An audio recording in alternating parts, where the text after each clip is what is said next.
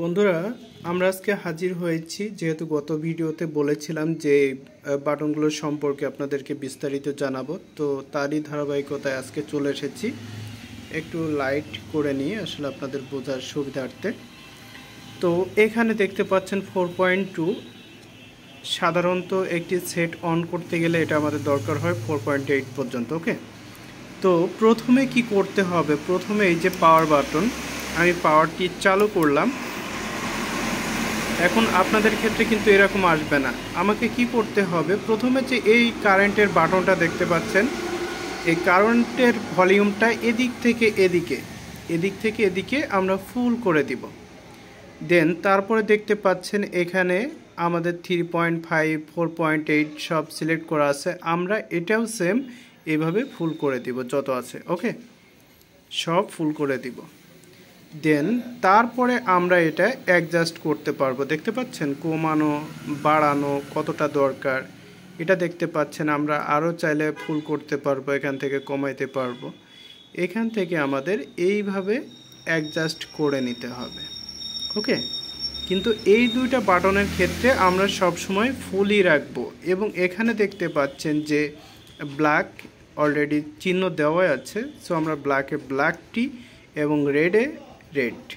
ওকে, এটা খালি থাকবে, এটা প্রয়োজন নাই আমাদের আপাতত।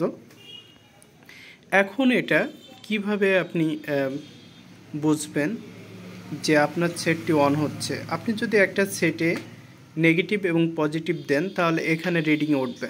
ওকে, 1 2 থেকে 7 8 10 12 পর্যন্ত বা 14 এই পর্যন্ত এখানে রিডিং শো করবে এবং আপনার ফোনটি চালু হয়ে যাবে।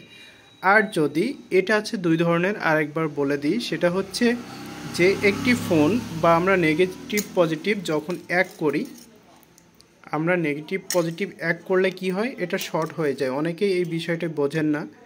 দেখেন আমরা নেগেটিভ পজিটিভ এক জায়গায় ধরেছি, ধরার কারণে শর্ট হয়ে যাচ্ছে, দেখতে পাচ্ছেন। শর্ট হওয়া মাত্রই কিন্তু এখানে একটি লাইট জ্বলে গেছে।